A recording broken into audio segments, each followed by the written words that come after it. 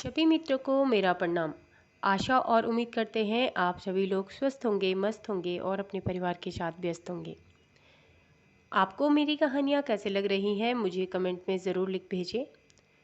ज़्यादा से ज़्यादा चैनल को लाइक करिएगा, शेयर करिएगा अपने अपनों के साथ, अपने मित्रों के साथ, अपने रिश्तेदारों के साथ और अपने जानने वालों के साथ।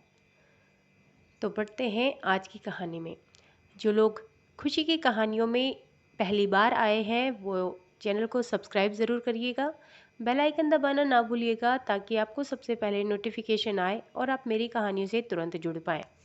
तो बढ़ते हैं आज की कहानी की ओर। जैसा कि आप सभी को पता है, भाग्य का लिखा हुआ कोई नहीं मिटा सकता, पर काफ़ी चतुर, चंट और महान विभूतियाँ ऐसी हैं और ऐसी हुई हैं इस दुनिया में, इस पृथ्वी पर, कि जो भाग्य का लिखा हुआ मिटाने का पूर्णतः प्रयास करते हैं। बड़े बड़े राक्षस, बड़े बड़े देवता सभी अपने भाग्य का लिखा हुआ मिटाने का पूर्णतः प्रयास करते हैं। ऐसा ही आज का हमारा कहानी का एक पात्र भी है। एक बार की बात है, एक गांव में ज्ञानचंद नाम का एक अत्यधिक ज्ञानी पंडित रहा करता था। एक दिन बहुत वक्त बीत जाने के बाद वह अपनी पत्नी के पास गया और उससे कहने लगा कि सुमित्रा, बहुत वक्त हो चुका है, कम से कम 6 माह हो चुके हैं, मैं अपने मित्र यानी कि अपने मोहन से नहीं मिला हूँ। मोहन ज्ञानचंद का परम मित्र था और बहुत ही पक्का दोस्त था, परंतु मोहन का अपाहिज होना, गूंगा और बहरा होना उसे बहुत खलता था और वह कहीं दूसरे गांव में रहा करता था, जिसको पार करने के लिए कई जंगल, कई मंदिर और कई गांवों को होकर गुजरना होता था। तभी वह अपनी पत्नी सुमित्रा से कहता है कि सुमित्रा, मैं यह चाहता हूँ कि मैं आज मोहन को मिलने उसके गांव चले जाऊं। तभी सुमित्रा कहती है, नहीं नहीं, रुको जी, आज बहुत वक्त से मेरी आंख भड़क रही है, न जाने क्यों यह अशुभ संकेत लग रहा है। आज रुक जाओ, ठहर जाओ, आप कल चले जाना। परंतु ज्ञानचंद अपने आप को अत्यधिक बुद्धिमान समझता था और वह कहने लगा कि नहीं नहीं सुमित्रा, मुझे आज ही जाना होगा और ये छोटी छोटी बातें होती रहती हैं, कुछ नहीं होता इन सब बातों का। और कहता है कि तुम मेरे जाने की तैयारी करो। सुमित्रा भी दुखी मन से उसको तैयार करती है और विदा कर देती है। जब वह चल रहा होता है तो चलते चलते थोड़ी ही दूर एक जंगल के निकट उसे एक बहुत अजीब व गरीब एक व्यक्ति दिखाई पड़ता है, जो कि आदि मानव की जैसे दिख रहा होता है। भयानक दांत और लंबे लंबे कान, बड़ी बड़ी आंखें, गले में और हाथों पर जैसे कि हाथी या किसी अन्य जीव के दांत उसने लटका रखे थे। ज्ञानचंद बड़े गौर से उसे देख रहा था। तभी वह दौड़ दौड़ कर ज्ञानचंद के पास आया। ज्ञानचंद ने पूछा, तुम कौन हो भाई, और तुम मेरी तरफ क्यों आ रहे हो? तभी उसने कहा कि मेरा नाम महाकाल है और मैं तुमसे मिलने आया हूँ। तभी ज्ञानचंद कहने लगा कि ठीक है, बताओ। तभी महाकाल उससे कहने लगा, तुम्हारा नाम क्या है मित्र? ज्ञानचंद ने कहा, मैं पंडित ज्ञानचंद हूँ और मैं अपने मित्र से मिलने जा रहा हूँ, सागरपुर। जब वह यह सुनता है तो महाकाल कहने लगता है, ठीक है, मैं भी उधर की ही तरफ चल रहा हूँ। तभी ज्ञानचंद ने कहा, ठीक है, तो चलो, एक से भले दो, दोनों साथ मिलकर चलते हैं। और वह दोनों चलते रहे। रास्ते भर में ज्ञानचंद सोचता रहा, महाकाल, इसका अर्थ क्या है? इसका मतलब क्या है? इसने अपना नाम महाकाल क्यों बताया? वह बहुत परेशान हो गया उसके नाम को सुनकर। फिर भी उसने उससे कुछ नहीं पूछा और चलता गया। रास्ते में एक गांव पड़ा। वह उस गांव में रुका और फिर ज्ञानचंद से कि ज्ञानचंद, मैं थोड़ी ही देर में आता हूँ, तुम तब तक आगे चलो। ज्ञानचंद ने कहा, मुझे भी बहुत तीव्र प्यास लग रही है। मैं ऐसा करता हूँ कि मैं यहीं इस गांव के कुएं के ऊपर बैठकर तुम्हारा इंतजार करता हूँ। परंतु महाकाल, तुम जा कहाँ रहे हो? तभी महाकाल कहता है, मुझे इस गांव में किसी को जरूरी सूचना देनी है, तो मैं बस वह सूचना देकर तुरंत ही वापस लौटूंगा। यह सुनकर ज्ञानचंद वहीं कुएं के पास बैठ गया। कुछ ही देर में गांव में हल्ला हो गया कि एक व्यक्ति को एक बाज ने नोच नोच कर मार डाला। महाकाल तुरंत वापस आया और कुएं पर पंडित को, ज्ञानचंद को पाया और कहने लगा, चलो अब चलते हैं। ज्ञानचंद बहुत अत्यधिक सोच में पड़ गया। फिर उसने वहाँ से आगे बढ़ने का निर्णय लिया। दोनों साथ साथ चलने लगे। आगे एक मंदिर आता है। मंदिर के पास ही एक गांव भी था।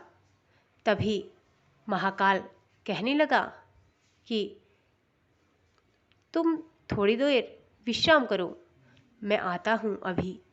तभी ज्ञानचंद ने कहा, मेरे भाई, यहाँ पर एक मंदिर है, क्यों ना हम दोनों आज रात यहीं रुक जाएं, क्योंकि रात बहुत हो चुकी है, फिर हम दोनों साथ चलेंगे। यह सब सुनकर महाकाल कहने लगा, ठीक है, चलते हैं। और कहने लगा, तुम थोड़ी देर यहीं ठहरो, मैं अभी आया। वह मंदिर के पास ही गांव में गया और वहाँ से आवाज़ें आनी शुरू हो गई। गांव में एक व्यक्ति के घर में आग लग गई, पूरा परिवार जल के मर गया। यह सब सुनकर पंडित कांपने लगा। वह बोल रहा कि यह महाकाल जिस भी गांव में प्रवेश कर रहा है, वहाँ कुछ न कुछ अनिष्ट ही हो रहा है। फिर दोनों साथ सोकर सुबह प्रातः उठकर तड़के वहाँ से निकल पड़ते हैं।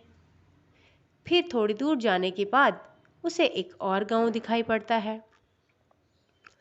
अब पंडित को बहुत तेज भूख लग रही थी। पंडित ने कहा, यहाँ पर मैं इस पेड़ के नीचे कुछ फल खा लेता हूँ, क्योंकि इस पेड़ पर काफ़ी अच्छे फल लगे हुए हैं। वह कहता है, महाकाल, क्या तुम्हें भी भूख लगी है? तभी महाकाल कहता है, नहीं नहीं, तुम खाओ और तुम यहीं विश्राम करो, मैं बस अभी आया, मुझे इस गांव में एक ज़रूरी काम निपटाना है। वह जैसे ही गया वैसे ही जब तक वह ज्ञानचंद फल तोड़ने लगा, तभी आवाज़ें आनी शुरू हो गई कि गांव के एक व्यक्ति को सांप ने काट दिया और वह वहीं पर मर गया। यह सब सुनकर ज्ञानचंद के रोंगटे खड़े हो गए। वह अब कुछ न सोच सका। जैसे ही महाकाल वापस आया, वह आगे बढ़ने लगे। दोनों आगे बढ़ते बढ़ते एक जंगल के पास पहुँचे। जंगल के पास पहुँचने के बाद सागरपुर थोड़ी ही दूर था। तभी वह वहाँ पर जंगल पर रुककर उस महाकाल से पूछने लगा कि महाकाल, मुझे ये बताओ, तुम जिस भी गांव में जाते हो, जहां भी अभी तक तुम गए हो, वहां कुछ न कुछ अनिष्ट ही हुआ है। ऐसा क्यों? क्या तुम मुझे सत्य सत्य बताओगे? तभी ज्ञानचंद को महाकाल बताता है कि मैं यमदूत हूँ। यमराज ने मुझे भेजा है और यहाँ जिसकी मृत्यु आ गई है, मैं उसके प्राण हर रहा हूँ और किसी न किसी बहाने से उनके प्राण ले रहा हूँ। तभी ज्ञानचंद के मन में ख्याल आया कि तुम मेरे साथ क्यों जा रहे हो?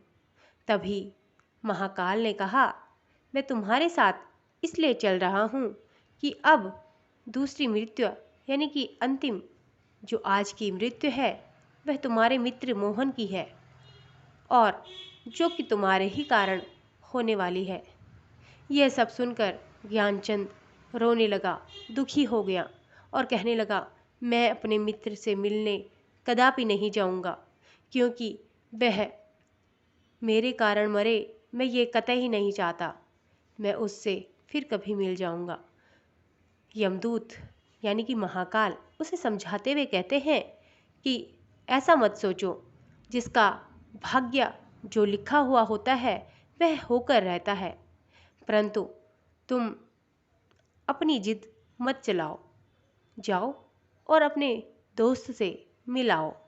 परंतु ज्ञानचंद जिद मार होता है, वह जिद मार लेता है, जिद कर लेता है कि नहीं, अगर मेरा दोस्त मेरी वजह से मर गया तो मैं कैसे अपनी पत्नी को मुंह दिखाऊंगा, कैसे मैं अपने दोस्त को अंतिम क्षणों में अपने पास रख पाऊंगा।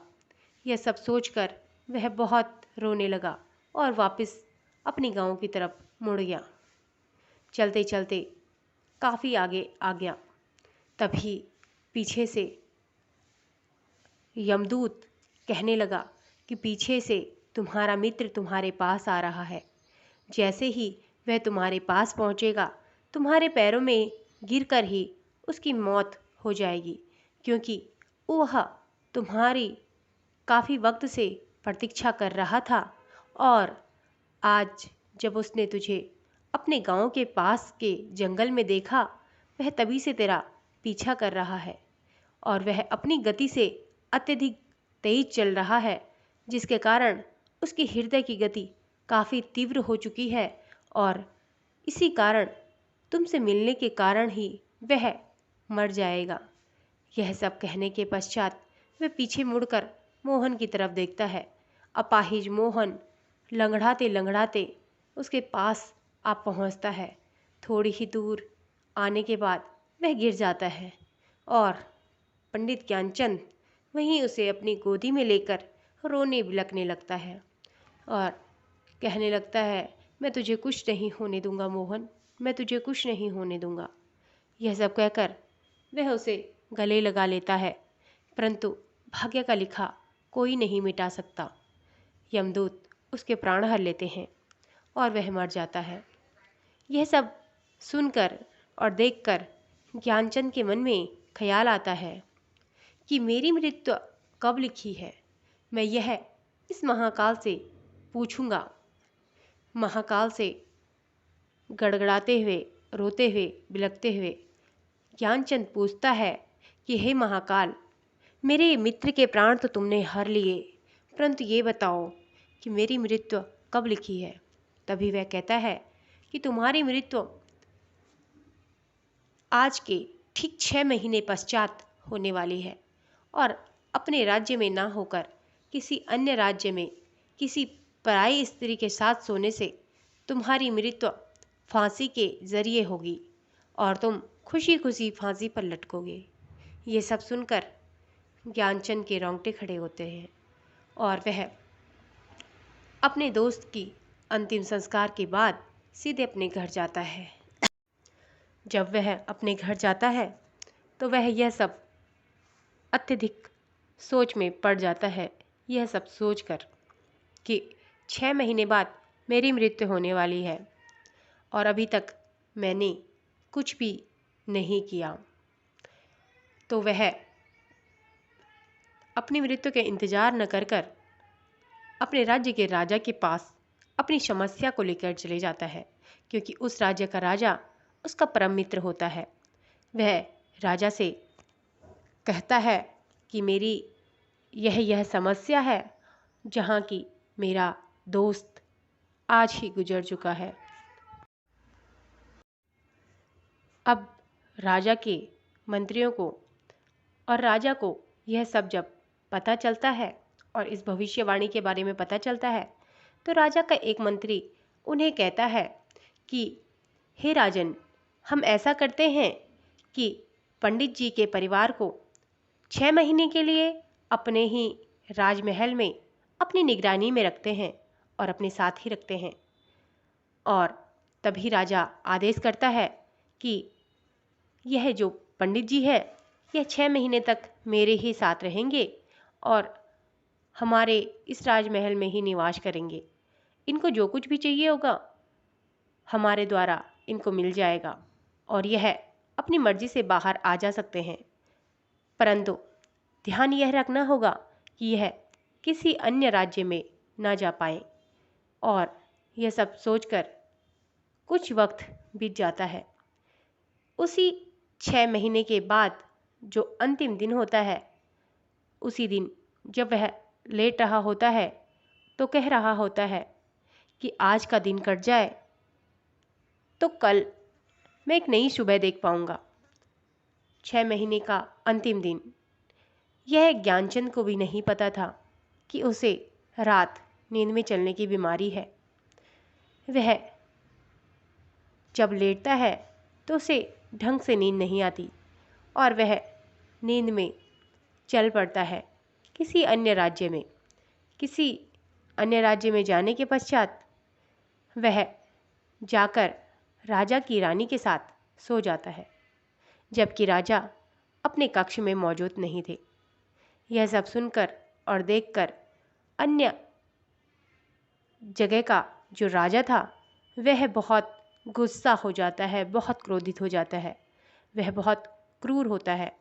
यह सब पंडित की करतूत को देखकर उसे बहुत गुस्सा आता है। वह तुरंत ही उसे फांसी की सज़ा दे देते हैं और कहता है कि तुम्हें मरना होगा। परंतु तभी उसे एक बात याद आती है।